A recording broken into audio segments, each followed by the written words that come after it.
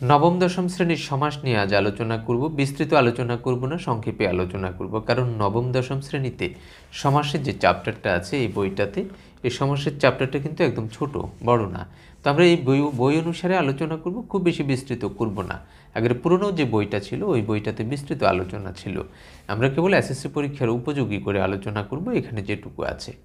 সমাসটা কি? সমাস হলো একাধিক পদের এক পদে পরিণত হওয়া, অর্থাৎ অর্থসঙ্গতিপূর্ণ একাধিক পদ যখন এক পদে পরিণত হয় তাকে বলা হয় সমাস। এদিক থেকে সমাসকে আমরা বাক্য সংকোচন বলতে পারি। বাক্য সংকোচন একাধিক পদকে এক পদে পরিণত করা হয়। বাক্য সংকোচন আর সমাস এক কথা। পার্থক্য হলো বাক্য সংকোচনে আমরা কি করে বাক্য সংকোচন করি সেই নামটা দেয়া থাকে না, কিন্তু সমাসে নাম দেয়া থাকে, অর্থাৎ কোনটা কোন ধরনের বাক্য সংকোচন সেই নামটা দেয়া থাকে। এই হলো বাক্য সংকোচন আর সমাসের পার্থক্য। মূলত এক জিনিস, কেবল নামটা দেয়া থাকে। এখন নামটা দেয়া কি খুব প্রয়োজনীয়? না। আসলে এই সমাসের যে আমরা নাম পড়ি, অর্থাৎ 6 রকমের সমাস পড়ি এবং বিস্তৃতভাবে আরও অনেক প্রকারের সমাস আছে, যেমন দ্বন্দ্ব, দ্বিগু, কর্মধারয়, তৎপুরুষ, অব্যয়ীভাব এবং বহুব্রীহি। এই নামটা কিন্তু আমাদের জীবনে খুব একটা কাজে আসে না। এই দিক থেকে সমাস একেবারে নিষ্প্রয়োজন, মানে শিক্ষার্থীর জন্য সমাসের কোনো প্রয়োজনীয়তা নেই। যারা ভাষার পণ্ডিত এবং যারা ভাষা নিয়ে খুব বেশি গবেষণা করেন তাদের ক্ষেত্রে এটা প্রযোজ্য। এখন বাচ্চারা কেন সমাসের নামগুলো শিখবে? এটা বাচ্চাদের জন্য বাড়তি জটিলতা। এই জন্য আমি বলি যে সমাসটা হচ্ছে একেবারে অপ্রয়োজনীয়। সমাস কিন্তু সবাই পারে। সমাস বাচ্চা কাচ্চা থেকে শুরু করে ক্ষেতের কৃষক এবং যারা লেখাপড়া করেনি তারাও কিন্তু সমাস জানে। তার মানে একাধিক পদকে এক পদে পরিণত করতে তারা জানে। যেমন তারা টাকা পয়সা, হাট বাজার, ঘর বাড়ি বলতে পারে, এটাই সমাস। কিন্তু এই যে নাম বলতে হয়, হাট বাজার কোন সমাস, টাকা পয়সা কোন সমাস, তা ঘি ভাত কোন সমাস, এই কোন সমাস, এটা কিন্তু আমাদের ব্যবহারিক জীবনে খুব একটা প্রয়োজনে আসে না। ভাষা বিশ্লেষণে যারা উচ্চতর গবেষণা করবেন তাদের ক্ষেত্রে প্রযোজ্য। যেহেতু আমাদের সিলেবাসে আছে, আমাদের এখন পড়তে হবে। তো সমাস নিয়ে আলোচনা করছি। আজকের আলোচনা সমাস। শুরুতেই আমরা জানব ব্যাসবাক্য, সমস্ত পদ, পূর্বপদ, পরপদ, এই বিষয়গুলো আমরা জেনে নেব। খেয়াল করুন, এখানে কয়েকটা উদাহরণ আমরা দিয়েছি। এই উদাহরণগুলোতে দেখেন, প্রথমেই আছে হাটবাজার। হাটবাজার শব্দটা আমরা যখন ব্যাখ্যা করব, মানে এর যখন অর্থ লিখব, তখন কি হবে? হাট ও বাজার সমান হাট বাজার। এই হাট ও বাজার এই অংশটা হলো ব্যাসবাক্য, আর হাট বাজার হলো সমস্ত পদ। সমস্ত পদ মানে সমাস, সমাসের আরেক নাম সমস্ত পদ। তাহলে হাট বাজারকে ভাঙলে আমরা কি পাই? এর অর্থ হলো হাট ও বাজার। এই হাট ও বাজার হলো ব্যাসবাক্য এবং হাট বাজার হলো সমস্ত পদ বা সমাস। এখানে হাট পূর্বপদ এবং বাজার হলো পরপদ। আবার আলাদাভাবে হাট বাজার দুইটা হলো সমস্যমান পদ। এই বিষয়টা আমরা প্রথমে জেনে নিই। এটা ক্লিয়ার হলে বাকি অংশগুলো আমরা সহজেই বুঝতে পারবো। তাহলে হাট কি? পূর্বপদ, আর বাজার পরপদ। হাট বাজার সমস্ত পদ বা সমাস। হাট ও বাজার ব্যাসবাক্য, হাট বাজার দুটো আলাদাভাবে সমস্যমান পদ। শুরুতে আমরা দ্বন্দ্ব সমাস জেনে নেব। দ্বন্দ্ব সমাসের সংজ্ঞায় বলা হয়, যে সমাসের পূর্বপদ এবং পরপদ উভয় পদের অর্থের প্রাধান্য থাকে তাকে দ্বন্দ্ব সমাস বলা হয়। এটা সংজ্ঞা, কিন্তু সংজ্ঞা দিয়ে সবসময় সমাস নির্ণয় করা যায় না, বা শিক্ষার্থীরা পারে না, কঠিন হয়ে যায়। তাহলে আমরা কি করে দ্বন্দ্ব সমাস নির্ণয় করব? দ্বন্দ্ব সমাসের ব্যাসবাক্য করতে গেলে ও এবং আর এই তিনটি যোজক ব্যবহৃত হয়।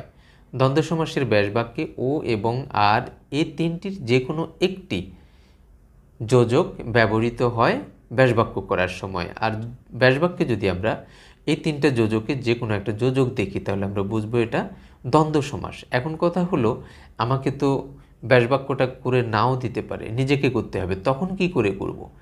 সমাস নির্ণয় করার 1 নং শর্ত হলো সমাসের ব্যাসবাক্য জানতে হবে। এখন ব্যাসবাক্যটা কি? ব্যাসবাক্য হলো সমাসের অর্থ। যে ব্যাসবাক্য করতে জানবে সে সমাস নির্ণয় করতে জানবে, যে ব্যাসবাক্য করতে জানবে না সে সমাস নির্ণয় করতে জানবে না। অর্থাৎ যতটা ব্যাসবাক্য আমরা করতে পারবো ততটাই সমাস নির্ণয় করতে পারবো। এখন কেউ যদি বলে না, আমি সমাসের ব্যাসবাক্যটা করব কি করে, আমাকে একটা নিয়ম দেয়া হোক। আসলে ব্যাসবাক্য করার কোনো নিয়ম নেই। ব্যাসবাক্য হলো সমস্ত পদ বা সমাসের অর্থ। শব্দের অর্থের কোনো নিয়ম থাকে না, মানে অর্থ করার কোনো নিয়ম থাকে না। অর্থটা অনুধাবন করতে হয়, বুঝতে হয়, অথবা ব্যবহারিক কাজকর্মে যে আমরা শব্দগুলো ব্যবহার করি আমাদের কথাবার্তায়, সেখান থেকে ওই অর্থটা উদ্ধার করতে হয়। তো হাট ও বাজার আগেই উদাহরণ দিয়েছিলাম। হাট বাজার এটা দ্বন্দ্ব সমাস কেন? এখানে ব্যাসবাক্যে ও আছে, ও যোজক দিয়ে ব্যাসবাক্যটা গঠন করা হয়েছে। অথবা এভাবে বলতে পারি যে হাট ও বাজার থেকে হাট বাজার হয়েছে, সে কারণে ও থাকার কারণে এটা হলো দ্বন্দ্ব সমাস। আরও কিছু দ্বন্দ্ব সমাসের বৈশিষ্ট্য আছে, সেগুলো হলো দ্বন্দ্ব সমাসে সমজাতীয় পদের সমাস হয়, অর্থাৎ বিশেষ্য হলে দুইটাই বিশেষ্য হবে, বিশেষণ হলে দুইটা বিশেষণ, ক্রিয়া হলে দুইটাই ক্রিয়া, সর্বনাম হলে দুইটাই সর্বনাম। যেমন হাত ও পা, হাত পা অঙ্গবাচক শব্দ, মানে সমজাতীয় পদের। ধীরে ও সুস্থে, ধীরে সুস্থে। আসা ও যাওয়া, আসা যাওয়া ক্রিয়া বিশেষ্য। ধীরে ও সুস্থে ক্রিয়া বিশেষণ, অর্থাৎ সমজাতীয় পদের সমাস হয়। সমাসবদ্ধ পদে সমসমান পদগুলোর কোনোটিরই অর্থের প্রাধান্য লোপ পায় না, অর্থাৎ অর্থ প্রাধান্য বজায় থাকে। এবং দ্বন্দ্ব সমাসের আরেকটা বৈশিষ্ট্য হলো দ্বন্দ্ব সমাসের পূর্বপদ এবং পরপদ উভয় পদ অক্ষুণ্ণ থাকে, কোনোরূপ পরিবর্তন হয় না। মানে ব্যাসবাক্যে যেই পদগুলো ব্যবহৃত হয়, ব্যাসবাক্যের পদগুলোতে কোনোরূপ পরিবর্তন সমস্ত পদে আসে না, কেবল যোজকটা বাদ যায়। যেমন মা ও বাবা, মা বাবা। জমা ও খরচ, জমা খরচ। এখানে জমা খরচ দুটো পদই সমস্ত পদে রক্ষিত হয়েছে, কোনোরূপ পরিবর্তন হয়নি। এই হলো দ্বন্দ্ব সমাসের বৈশিষ্ট্য। এর বাইরে আরেকটা দ্বন্দ্ব সমাস আছে, সেটা হলো অলুক দ্বন্দ্ব। অলুক দ্বন্দ্ব সমাসে পূর্বপদ এবং পরপদ উভয় পদে এ বিভক্তি যুক্ত হয়। যেমন দেশে ও বিদেশে, দেশে বিদেশে। হাটে ও বাজারে, হাটে বাজারে। হাতে ও কলমে, হাতে কলমে। পূর্বপদে এবং পরপদে উভয় পদে এ বিভক্তিযুক্ত হচ্ছে, মানে বিভক্তিযুক্ত হয়। যদি পূর্বপদ এবং পরপদ উভয় পদে বিভক্তিযুক্ত হয় এবং বিভক্তিগুলোর সমস্ত পদে রক্ষিত থাকে, মানে লোপ পায় না, তাকে বলা হয় অলুক দ্বন্দ্ব। অলুক মানে নলুক।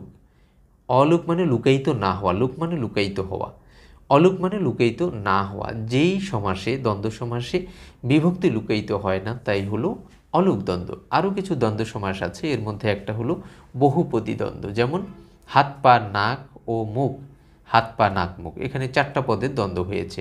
আবার সাহেব বিবি গোলাম, এখানে 3টা পদের। তাহলে 2-এর অধিক পদের যদি দ্বন্দ্ব সমাস হয়, তাকে বলা হয় বহুপদী দ্বন্দ্ব। দ্বন্দ্ব সমাস নিয়ে আরও আলোচনা আছে, আমরা সংক্ষেপে এটুকু করলাম, কারণ আমাদের যে পাঠ্য বইটা আছে, পাঠ্য বইতে এটুকু আছে। আশা করছি এটুকু যদি জানা যায়, যে কেউ কাজ চালিয়ে নিতে পারবে, দ্বন্দ্ব সমাস নিয়ে আর আলোচনা করতে হবে না।